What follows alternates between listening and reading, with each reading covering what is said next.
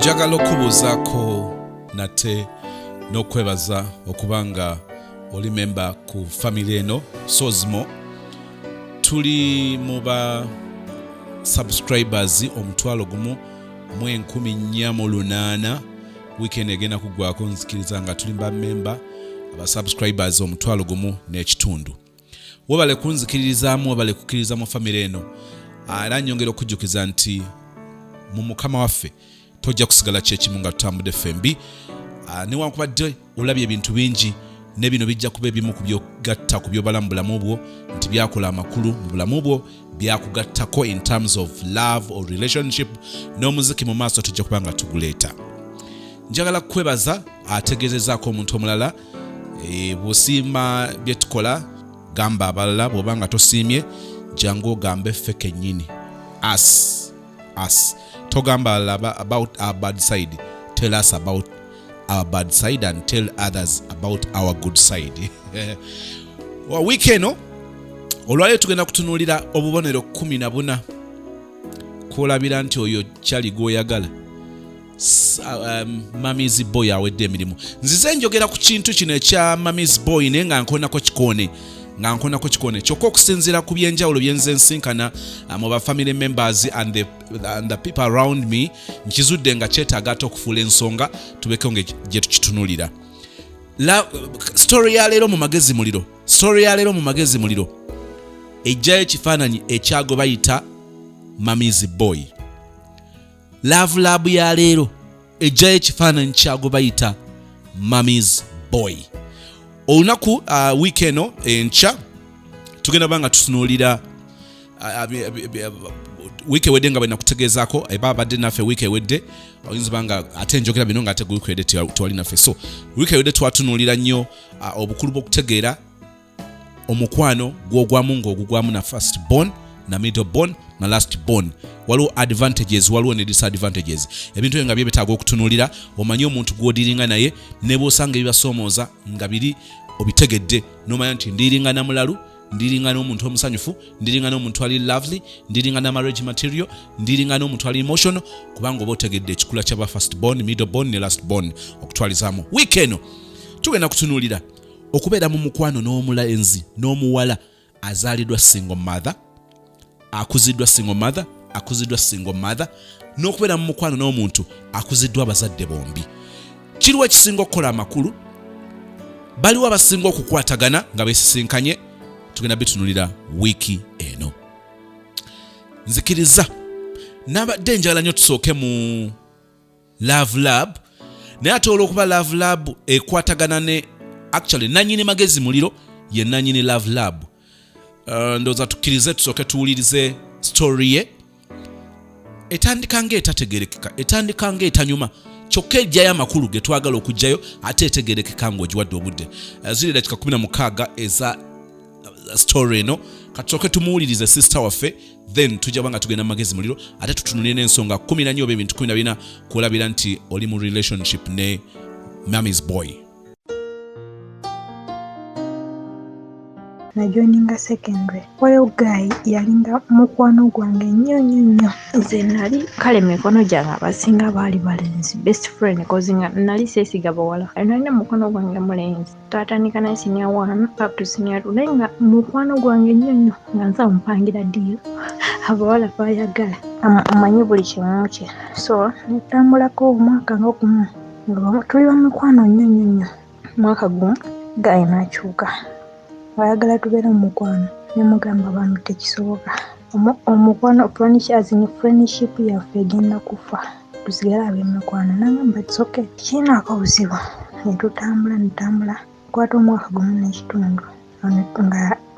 n'ekitundu netutambula mpola nga maama ndaba oyo mulenzi nga kale mukono gwange andeetera first papers ezi enkadde nga tewali kikulu ekirala ekyamaanyi.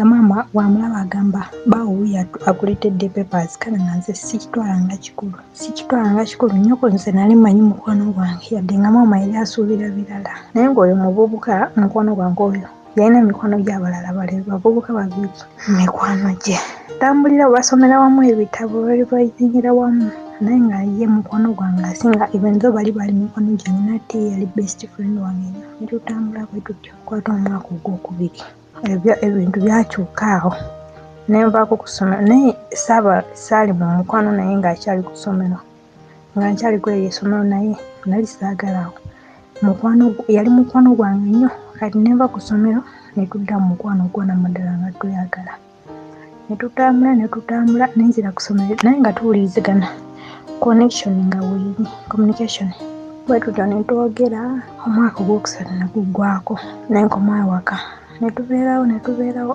nenzirayo ku ssomero neera omwaka ogusembayo okukola final exams ne tukola naye nga tuwuliriziganya tewali kyamaanyi kiri awo oba waliwo kale obutawuliriziganya nga buli kimu kiri communication weri nga tuwuliriziganya naye nga waliwo omukwano gwe olw'okugamba nti nokwabo abasatu kale waliwo omukwano gwe aneepikira yalinga omukwano gwe naye nga nze sibitwalanga bikulu kozi baali basatu ye mukwano gwe oli n'omulala kati oli awuliriza story awuliriza kale ebibafaako bonna ng'ono boyfriend wange yaliko mukwano gwange okusooka ng'amugamba ekiriwo oba amugamba nti no kigenze bwe kiti ate oli mukwano gw'ono boyfriend wange naye n'abuulira oli mubuuka kati ng'awuliriza ebyama byabwe babiri naye nga nze saakitegeera omwaka ogwokuna gundi final exams nga tukola omuvubuka waliwo mukwano gwe boyfriend wange yankubira simu saakitwalanga kikulu nemubuuza ani akuwadde enamba yange konze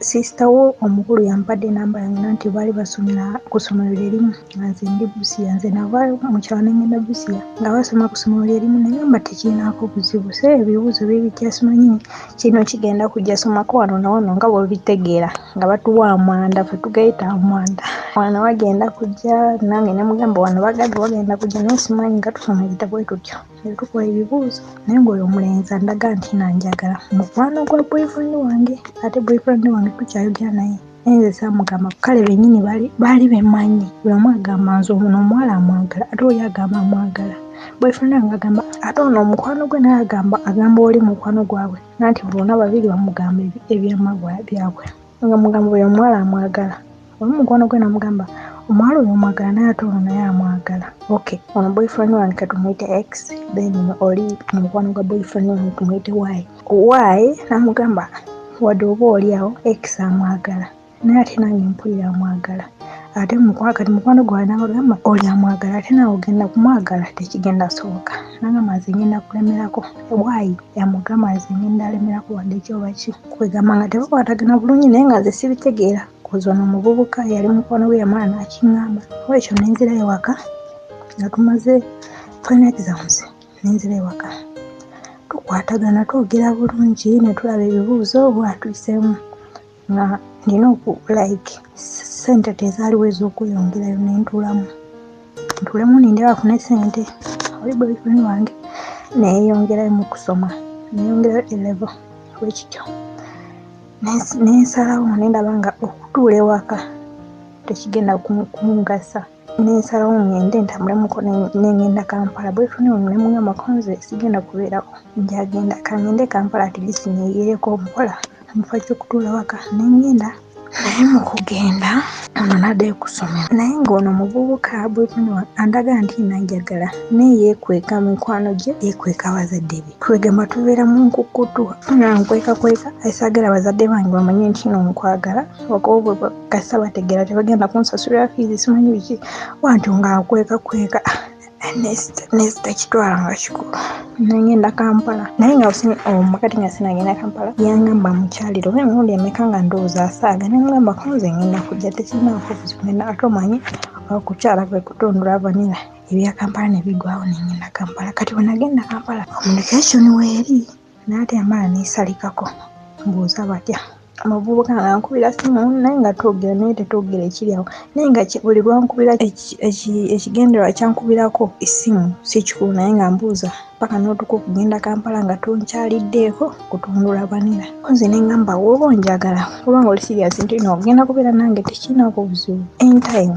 tugenda beera ngenda kukyala anytime kasita obeera ng'onjagala mpa obudde nagamba okay naye nga ndaba nga tali mu mbeera okuba nze navaayo nga simukyalidde natutambula naye nga communication neesalika nga mala wiiki ina alyoka akubira esimu akubuuza lwaki tewankyalira talina sitoola endala. Olwo lwe namugamba n'amala wiiki 3 tankubira. Nalina simu button bunono bu Itel naye ng'eyo simu bw'osindika message bw'osindikira omuntu message n'agisoma ekulaga nti nagisome message delivered. Nsindika message naye nga mukwano kinyo ng'osirise okuba takwata ngamba kizibu ki nsobola okukyusa mu kizibu ki ekiganya addamu nankubira simu. Namukubira simu olunaku yankwata namugamba mukwano buzibu ki n'agamba simu yange teberako nakagizaako ebadde nsumba mutima neebuuza mbadde nsindika message simu yange ndaga nti ogisoma ate gw'ogamba simu ye ebadde teriiko. Awo nesitakitwala nga kikulu nakulwanira era nalwawo nnyo naye nga tayogera byamaanyi ye yeekwasa kimu lwaki tewankyalira n'olyoka ogenda Kampala. Nze mutima neebuuza omuntu akwagalira ddala ng'akupapya nnyo okutundula vanira ki? Nze omanyi naye nalina Katonda lwakuba nze si ye muntu gwe wali osika amatu mu bujjangu simanyi biki. Ndwawo nnyo yadde nga nali sitegeera nali muto naye ate Katonda yannyamba. Tutambula namala mwezi mulamba tankubira simu message osindika ziddemu naye takuba nebinsobera namukubira simu lumu eyo jjukira eyo simu gyamukubirako gyenkolesa yagingulira nemukubira n'agamba ati ngamba kyobadde lwaki mubadde omukubira simu ngamba kyobadde omukubiddeko simu. Omuntu nakuddemu bw'ati nze yanziramu bw'anti kale nempulira obusungu nemugamba olwanga owulira nga weetamye okwogera nange leka leero kalibeera olusembo sikyaddamu okukubira simu. Yangamba okay tewali buzibu okuva olwo kuba mwezi gwakuna paka mwezi gw'omunaana nga tankubira tansindikira message nengamba omuntu kyona kati oli mukwano gwe gwempise waayi nambuuza ki ekiri omwana tewali kiriwo ndi wano ati nzirayo ku ssomero nkoze nengamba tekinakubuuza nambuuza okyeyagala ne gundi ne ex koze nemugamba twali toyagala naye twekyayi twalekaganye kati buli omu ali bibye. Konze n'agamba okay netubeerawo netwogerezeganya netambula omwezi negutuuka ogw'omunaana nenzirayo waka omuvubuka gweyazini yali boyfriend wange netwekyawa nenzirayo waka tewali kyanyega saamulabako teyankubirako simu webityo kati bwenaddayo waka kale netwogerezeganya n'ono n'ate awo nenfunawo olugendo 2018 omwezi ogw'omunaana aye neneyongerayo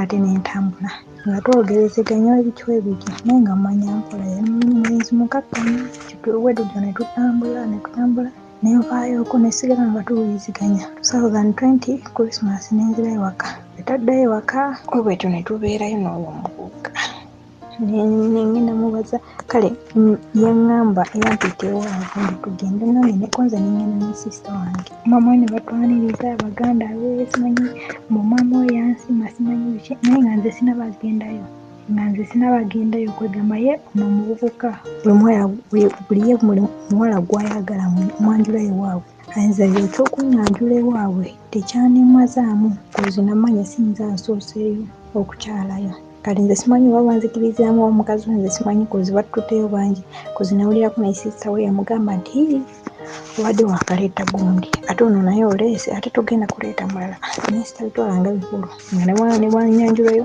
sikitwalanga kikulu kozi manyi anytime agenda kwanjulayo mulala kuba byeyamanyirira naye nga ono gaayi yaŋŋamba ayagala nnyo maama we ati nze waliwo kale yanzirako so nga mutegeera mpola manyi ebintu byampola yaŋŋamba wali brother nga omukulu ayisaamu maama wange amaaso ati mukazi we ayisaamu maama wange amaaso naye nze omukazi njagala ayagale maama wange sagala mukazi ayisaamu maama wange amaaso mubi nange nemugamba okay teri muntu asobola okuyisaamu maama we amaaso maama we naye mulaba era muntu mukulu tosobola muyisaamu amaaso ono omuvubuka yali ayagala nnyo maama we nga awuliriza ebigambo bya maama we taata we tamuwuliriza nnyo awuliriza maama kati wano wejjira mamizi bwoyi twabeerawo netubeerawo ate nze nenzira gyendi wona 2021 otwalya Christmas 2020 otwalya Christmas nenkomawo wenakomawo omuvubuka nkubira simu buli kaseera. Amala wiiki emu ankubira simu ndi mulwadde. Buli mulwadde ofunyeko ku ddagala nedda sinako n'eddagala.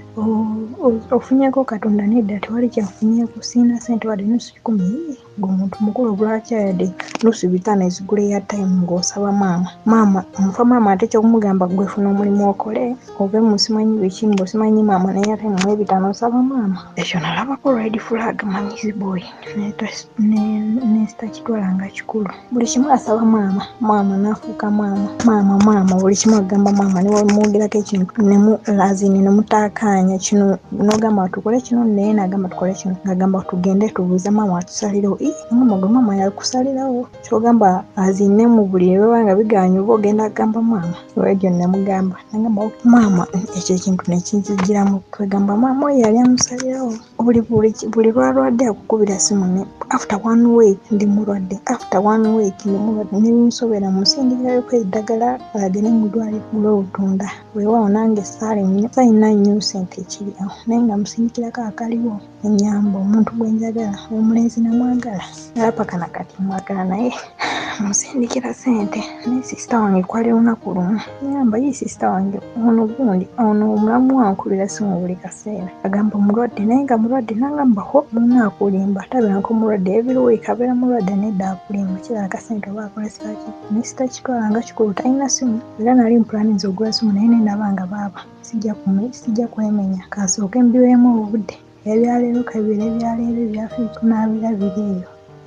Amusindikira naye akaseera akaatuuka nange necyangamuko nendabanga waliwo ebitateeredde kati ensobi eriwa. Bwe namusindikiranga ssente nsindika ssente buli kaseera nsindika ssente awuza sitalina airtime ate gwe aba amusindikira airtime ssente airtime ku simu yakukubire bw'omusindikira airtime akukubire kati nengamba yono omulenzi nze agenda omuwasa wayagenda okumpasa. Ekyo nenkiteekaawo tayagala akola. Lockdown yaliwo netubeerawo nga tubatagenda kusoma osinga yafunako akalimu musajja waatu ng'atudde bamugamba gundi ate lisifunayo akalimu nkole nangamba mukazi wange ajava ebweru yagenda akomera nfunira omulimu. Mutima neneebuuza nze nina project ey'emirimu nti ngenda muwandiisa nga buli kimu kyayagala okukola pulaani yonna gyayagala okukola alina okumala kwebuuza kotasobola kukola ekintu nga musajja nangamba nti nange kankoleyo kino ye buli kimu akubuuzaako era bwakubuuza ekintu namugamba nti tokikola batagenda kikola nekibeera nga kiri mu bwetaavu alina okukikola nga musajja amala kwebuuzaako kwegamba nze byannema omuntu nze aba amutegeerera ate nze saagala omusajja gwentegeerera ate isaabanga nti ansingako obwongo n'ate nze buli kimu nze mba amutegeerera ate nga maama yamusalirawo kwegamba tugenda afumbirwa maama oba nze agenda muwasa. Ekyo nesitakitwalanga kikulu mamisi bwe nesitakitwalanga kikulu nensalako kati simuweereza ssente simuweereza buyamba oba oliawo ssente jesi namuwonya okumuyamba naye nga ndaba pulaani zakola akolera ku ggwe ye takola naye pulaani zakola simanyi kino tukiteeke mu nnyumba tukole kino naye nga buli kyapulaaninga kyonna akipulaaningira ku ggwe nakigudde ampulaaningira ku nze zaaba akigula nengamba wano nedda sigenda kusobola sinza agenda muwasa. Twali awo nensalako obuyambi nasalako obuyambi ssente zange nemuweereza naddayo ku ssomero bwati bwebazeeyo ku ssomero ssente nga sikyama naye twafuna obutaakaanyaawo natuwaliwo ensonga zinamugambako tigwe omuntu kigwe atasirikira kyama kozi tetulikyali baana bato oli muntu mukulu nange ndi muntu mukulu tusirikireko ekyama ssente buli kimu olina okyogera kangambe Mr. Ssozi omumakati gange naye sinaawo ekintu kyesobola gamba nti no secret ekyama kyange naye nga teri omuntu akimanyi oba talinaako kyama kyatagamba wabweru buli kimu akyogera atudde bwati mu mikwano gye atudde bwati mu baganda bamama we ngaakyogera ekintu kyotalina nakwogera yadde kyotalina kwogera mu bantu nze kyanzijjako waya Mr. Ssozi esobola akigumirawo nenyombamu nengamba at least oba tukite nga manyi sigenda bisobola nengamba sigenda bisobola oba tukite nangamba ngenda kwetta ongambye ku simu tukite ngenda kwetta nembeerawo nemugumya okay it's okay nabadde nina obusungu nagamba musista wange nti no sista bwakoma angambe liiso ku liiso nti no agenda kundekawo mba ngenda kwetta sinaba kuddayo waka kati netubeera nga twogerezeganya naye communication yabula olunaku lwenakoma okumuwa ssente okumuwa obuyambi naddayo ku ssomero naye wali emabega ng'amuwa ssente ng'akukubira buli kaseera n'wabula nga tafunye airtime afuba nnyo okulaba nga nkubidde ku ssimu ya mukwano gwe oba maama we agifunye n'ankubira naye okuba lwe nasalako obuyambi azina okumusindikira kasente kona communication yabula amala n'omwezi nga tankubidde naye ng'ajjukira wali emabega ng'amuyamba Mr. Ssozi yali ankubira simu oba ansindikira message n'agamba nti leero sinaako airtime naye nga tabuze kukuba tabuze kwogera naawe n'okuba nasalako Mr. Ssozi takyakuba amala mwezi akubirako kyalumu ate akukubira oba n'agenda ku Facebook talina simu agenda ku Facebook ya mikwano gye n'akusindikirako just message katini n'amala n'avaako naye nga takukubira tamala gu communication teri y'amaanyi eri awo kati simanyi kati ekiriwo njagadde at least tumuteeke mu lab tulabe ekiddawo.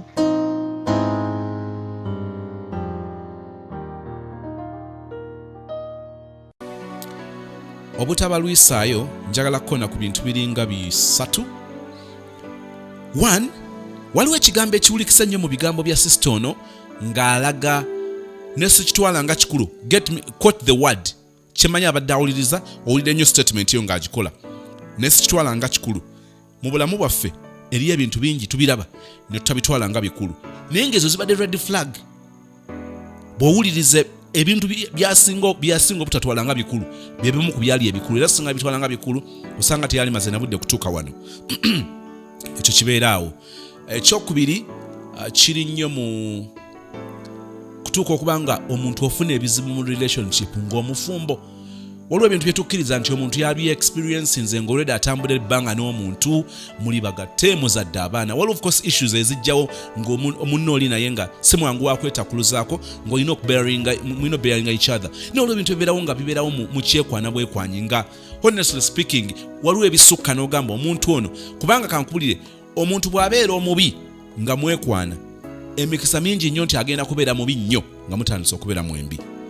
Omuntu bw'abeera omulungi 100 ku 100 nga mwekwana bwe mutuuka mu marriage talinnya kavu erekkamuuko yensobola kikyalibadde kirungi omuntu nga mukyekwana okakase nti alina ebintu ebisinga obukulu by'ossaamu ekitiibwa by'oyagala mu love wakiri byesaleko nga mutuuse naye nga bino bikulaze nti bw'aba alina 10 bw'anaatuuka eri kino ayinza bakifiisa bwe kityo naye teriyo omuntu abeera surprised n'agamba nti omuntu ono twasinkana mubi nnyo nene ngamba nti bwe namufumbirwa ajja kutereera era nebaza Katonda abooluganda Mukama yeebazibwe nti bwe namala okumufumbirwa okujjako obujulizi obwo ng'onaabusanga mu olwo pastor ennaku zo gwenjagala okuyombamuuko naye si byebindeese ebyo naye okujjako nga okola obujulizi mu church ezitasengejja na kuzimba ndiga zaazo bulungi. But why would you give such testimony? Yeesoboka etya mbu omusajja yali si mulungi nga tannampasa simala kati bwe yampasa yakyuka it is close to impossible ndowooza nja kumala ebyo naye olw'okuba sister ono yatusabye tuteeke Guy mu love lab ekyo katukikole Guy Gwoyagala bla bla bla katusooke tugende mu love lab with the same Guy gwayogerako.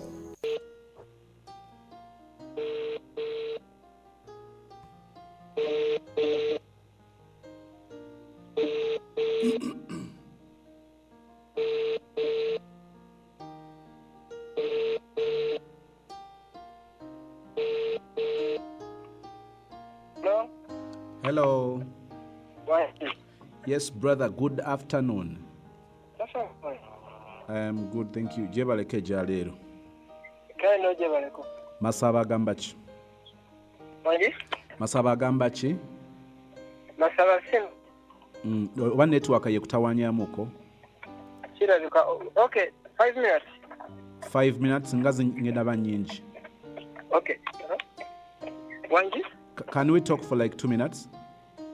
Okay, you can. Go ahead. Okay, neche mbadde nsaba. Boba waliwo akutaataganya soko muviire. You are speaking to Moses? Of course. You are speaking to Moses? Yes. Someone requested me to give you a call. Yes. That when you pick my call, I tell you that.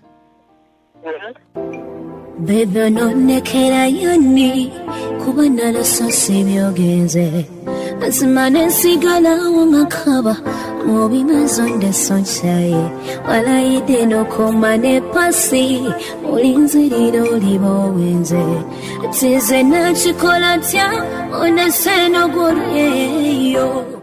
Brother. Who is that one? Nga you are eager to know. Oh, of course I have to know. Okay, well, now if it's you to tell me. I'll be that one. Nga wesika. Tolina kutya kubanga. Bw'oba oli gaya alikkiriya nga tolina bawala bangi. Then Gwoyagala oba omumanyira kyanguwa. Naye amanyi. Ii. Sure. Ate ono si secret admirer. I'm so surprised. Yeah, you should be. Era naye agadde akubeka surprise. Akubewaka.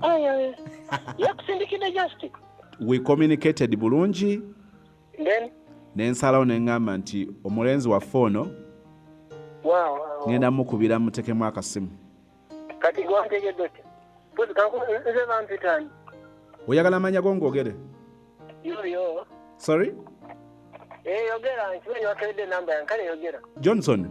Of course I'm Johnson. Kakati ogere ku sweetheart wono olowooza twogera ku ani bw'obanga tolina bangi. Kale kati kankuuze kati kanjagala beera straightforward. Antita Johnson naye kati njagala ontegeeze lwakuba where am I? I'm too busy. Ani nange njagala tukimalirize mangu. Johnson. Yo.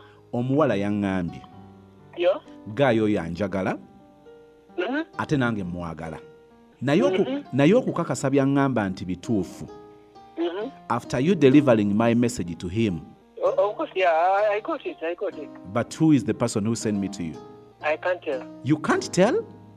Yo, I can't tell. Oyina abakazi bameka blood? Abakazi bendina? Nze nina omukazi omu. Gw'oyina talina linnya?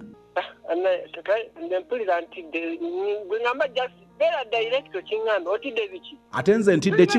Oli musajja nange ndi musawo otidde biki? Ssebo gwe otidde nze sitidde kubanga? Nze sinaba kutya nze ndikiriya nnyo. Johnson.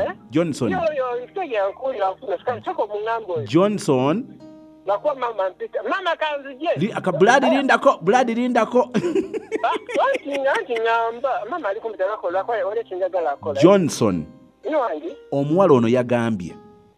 Bw'oba tosobola kwogera linnya lye. Then tali sure nti oyagala ye yekka. Ekyo kye tuliko wano. Bitadde. Kati olowooza agenda twala kifaananyi ki? Okimanyi nti agenda kitwala nti oli muyaaye? Wakira tisa kigambe kunyina naye nze nkitidde. Otidde tosobola kwogera muwala gw'oyagala? Nkidde. Okubanga olina bangi otidde okwogera kubanga olina bangi toli sure ani akubye? Toli sure ani akubye? Toli sure olemeddwa n'ogeesinga kubanga olina bangi. Wangi? Johnson. Yes, nkuwulira. Njagala nkusiibule naye okikakasa nti oli mulenzi muyaaye. Ndi mulenzi muyaaye? Tekina ndi muyaaye okukyalo manyi agayaga Kampala bwe gatyo gabeera. Gayaga Kampala bwe gatyo tegabakiriya gazungira ku muwala ono n'olye. Kale nze kyegamba omanyi nze nkyali student. Omanyi student mbeera n'abakazi bangi benkwana. Okay. Ekyo kitegeera. Okay, nina okubanga ekyo nkitegeera ssebo neyanziza lesson gy'ompadde. Omanyi ng'okyali oti olina okukuba nama okube eno okitegeera. Ne mwana ono ye ekigaali akibuuse. Nsooka okumera. Azannyako ludo. Nakati muzannya. Ate puulu. Byonna mbizannya. Okuba kateera kamukoka. Kablaza. Wangi. Kakati ono ye abuuse beera ng'ose tolingana bana naye ono ye akitadde ekigaali maani. Kyali mumuwulidde. Mwana kakyali kamanyira. Kakati omuwala oyo egayi gwabadde ayiirawo omubiri. Gwabadde aweereza obusente bwe. Abadde amumalira obudde. Omuwulidde. Waliwo olwetwetaaga okuscreeninga relationships ze tulimu. Bw'oba amala okuyingira mu bufumbo nga babagatta gokkiriza nti babatomera. Kubanga wayingira mu kitimba kakati tugezeeko ngeri gye tuyinza tereza notomala gayokana na muntu. Naye bannange gwe akyali mu relationship ne gaayiwo muli mu courtship mukyali awo mu mitendera egisooka bannange mu screening ekyentegeeza teeka guy wo ku mukasengejja muteke ku minzaani mubalirire like audit your relationship, evaluate your relationship. Kati wulira ono gwabadde alinga gwabalirako taliimu yadde omulamu and yali free guy for your case. Surprisingly guy ono nabuzza omuwala guy alina emyaka 23 wenawasiza Becky nali nina emyaka 23 omuwala ono alina emyaka 21 wenawasiza Becky yalina emyaka 21 so saagala tukitwale nti kalo ka boy nti kalenzi kato nonkubadde akyasoma tulabyeko n'abasoma nga bakola nga balina obuvunaanyizibwa myaka 23 obanga tonnakula tojja kukulira ku 3 kubanga bino bikulagirawo kayita mami's boy awedde emirimu. Katugende ku bubonero 14 bogenda okulabirako nti guy gwoli naye mu relationship mami's boy. Kakati ogendere mami's boy ng'okimanyi osooka ogule diapers ng'okimanyi wakupampalinga n'ebiringa ebyo ogule n'ennywanto ogule kyekira kirina okubeera ku listi. Weetaaga ennywanto, weetaaga pampers, weetaaga nnaani, weetaaga seriraka, ebintu mbwe bityo. Akamonda ajja kubanga ali akagonvu nnyo tajja kugamba omuteramu ne ku bumukeno obwa powder. Omanye nti otutte ekintu kyo kibebi. Obubonero obumu obulabira ku guy direct. Kyokka obubonero obulala ate obulabira ku maama wa guy. Byawule. Waliwo byojja okulaba nga kyangu kubiraba ku mulenzi wo oba ku muwala ku mulenzi wo. Waliwo byojja okulaba nga ate bojja kubirabira ku maama we okankasa nti ono Gwoyagala mami's boy. Akabonero akasooka guy ono kyasinga okwetaaga mu bulamu bwe. Kyasinga okwetaaga mu bulamu bwe kwe kusanyusa nnyina. Ffenna tukolerera okusanyusa bazadde baffe naye ate basukkuluma okubeera priority bwe basukkuluma. Even when we are in a relationship waliwo era ebintu byolaba nga tuli naawe ndi ne Becky naye ogenda okulaba kumpi ebintu byonna byenjogera bibenefitinga maama nzaala. Ate olumu ffe tuleetera n'abakyala baffe oba girlfriend okubanga balaba bubi bazadde baffe nga tuba bakubye ne basukka. Ne bwankubadde nga nkwagala nnyo bw'otandika okunkuba maama wo nkukubamu ebituli, bw'otandika okunkuba kitaawo n'asukka nkubamu ebituli. At the end of the day omuntu ono bw'abanga ayagala kusanyusa nnyina nga kyekikulu mu bulamu bwe, then njagala omanye nti that is mami's boy Sadida. Number 2, guy ono agenda kuteekako pressure okulaba nga opleasinga maama we. Mateeka kya butonde era kiri nnomo. Ne batubeera nabo mu mukwano baba kimanyi ngenda okuwasa Becky nga maama we ate kakati ono nali mufunye ntya ng'oli teyamuzaala. So oli okumuwa ekitiibwa, oli okumwagala, oli okumufaako si katala buvunaanyizibwa bw'owulira nga it's a natural process gy'owulira nga kikukakatako mu buntu bulamu mu kwagala. Naye munnange ono bw'abanga era nze ng'onoowangaala nange gaye ali mu kukwananga ganze ng'onoowangaala nange yagala mmange awo tujja kubeerawo. Akukaka akuteekako pressure okubanga osanyusa opleasinga maama we, oyo oli ku mami's boy era mugenda kuleppoka. Akabone akokusatu sikalwako kubanga nali nkogeddeko gaye abeera ne maama we mumuwulidde oli gwe tubadde naye mu love lab alina nnyina nogaya maama naye akyali kano katumanyidde. Ekyo nakyo kiwulikise. Akabonero akokusatu gamye nti nno gaye abeera ne maama we osanga li gaye myaka 4 liri wa nnyina toli safe. Akabonero akokuna gaye ono newankubadde muyinza okubeerawo obutakkanya mu ngeri emu bendala olusinga lwo neolaba nga maama newankubadde maama tasobya. Nze ekyo sikikkiriza, nze maama wange tuwogana nga maama awo tewanyumidde. Wano nze ndaba wabaddewo ensobi, wano wabaddewo obugayaavu, wano wabaddewo okusalawo amangu, wano wabaddewo okupapa, wano wabaddewo okugayaala.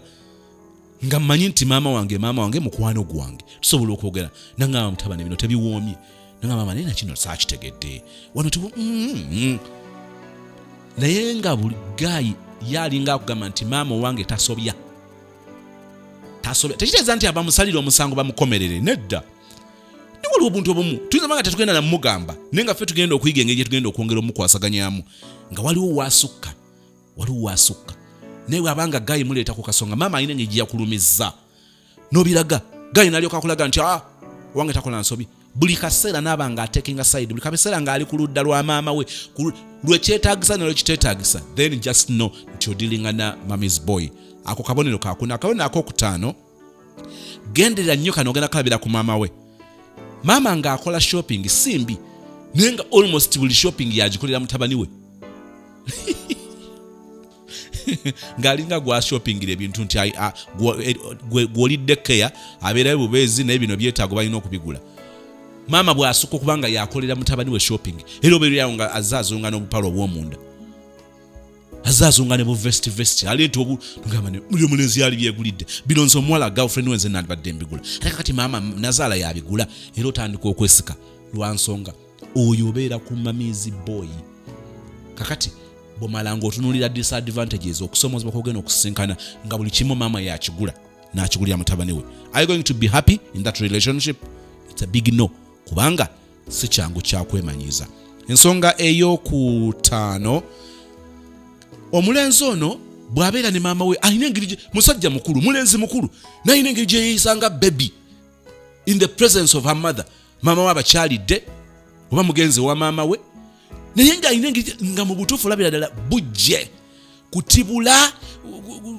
Waliwo ebintu byolaba n'ogamba kakati omuntu akuze, ate kino tosobola kubanga weeyisa bw'otyo eri maama wo. Naye kugambye nti ono gwe twogerako mami's boy yeeyisiza ddala nga mwana muto mu maaso ga nnyina, nga mwana muto. Ojja osangayo ebirenze ebisirusiru era mubeera muli awo nga kigamba mami wa kirereko, ate munange naye n'akikola. Oyo oli ku mami's boy.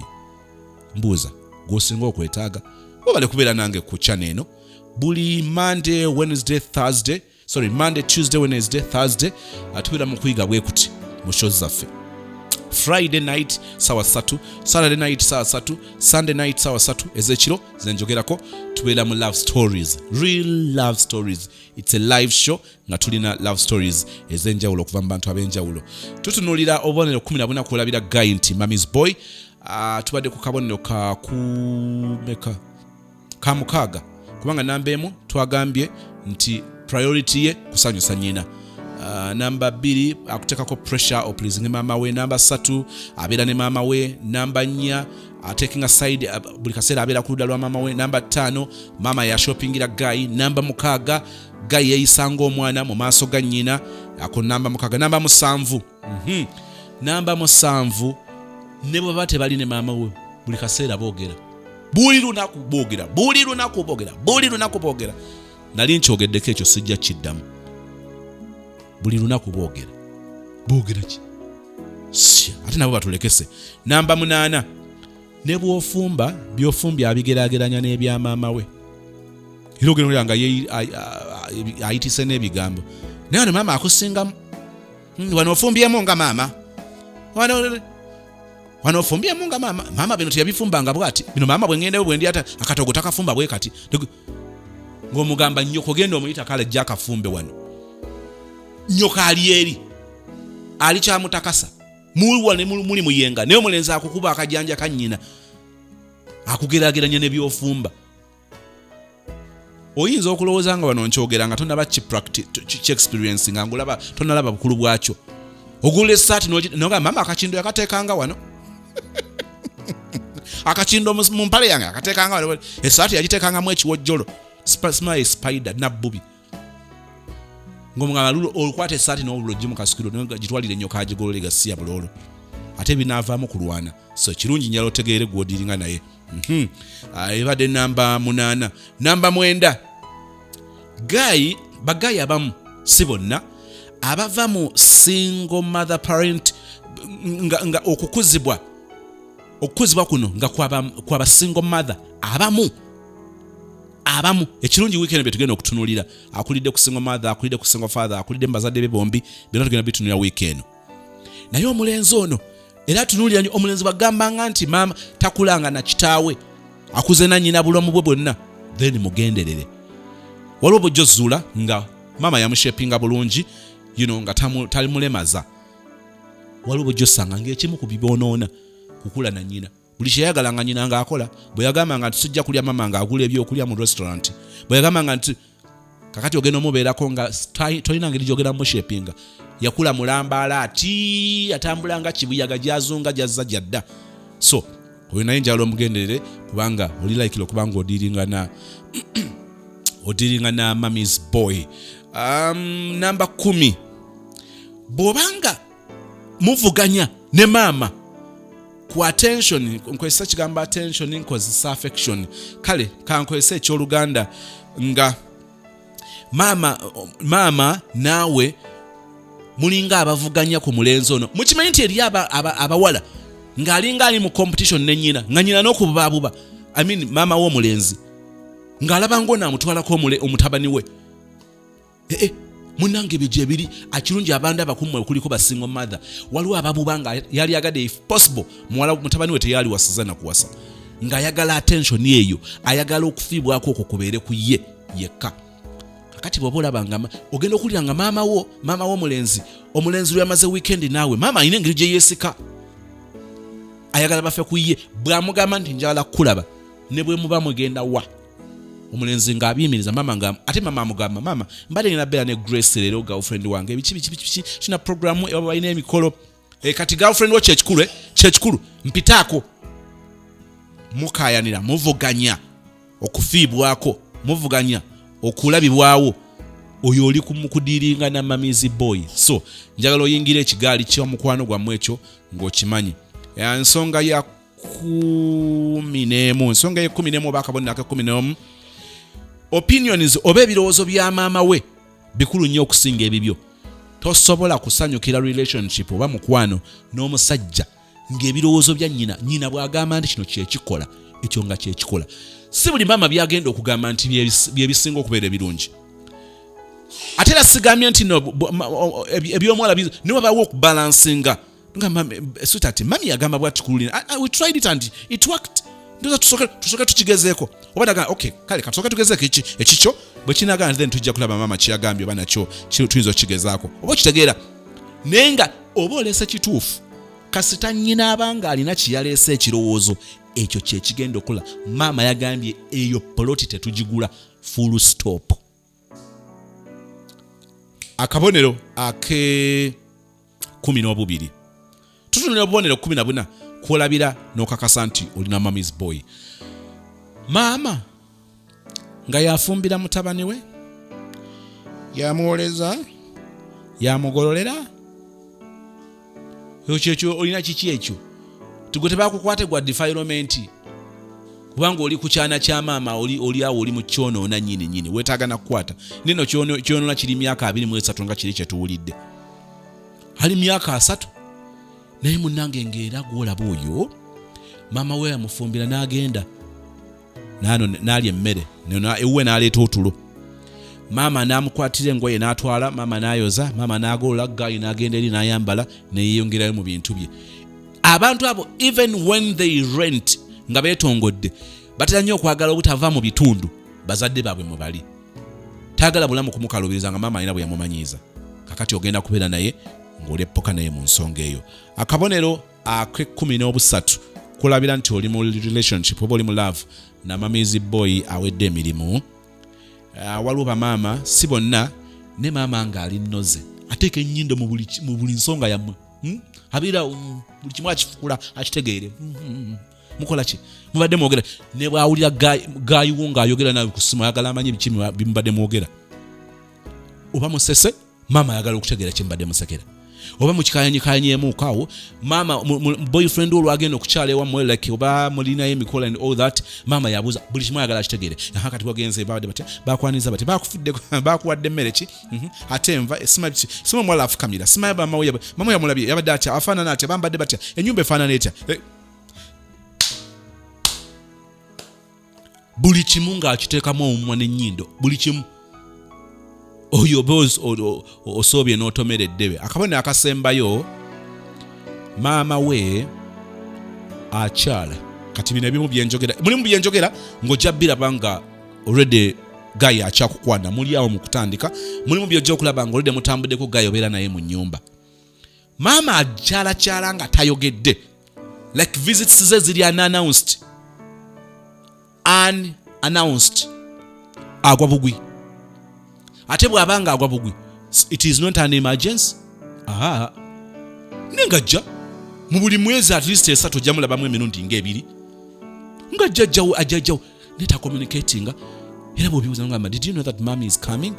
Nga no and it is okay with you. Nze mama wange mwagala naye nze njagala lwanakyala mbere nga nkimanyiko nze sifuga binti simufa mwagala nnyo ate akimanyi ninandyagadde nkimanyiko lwaki abaagwa obugwi eri abantu nga beetaaga okwetegekera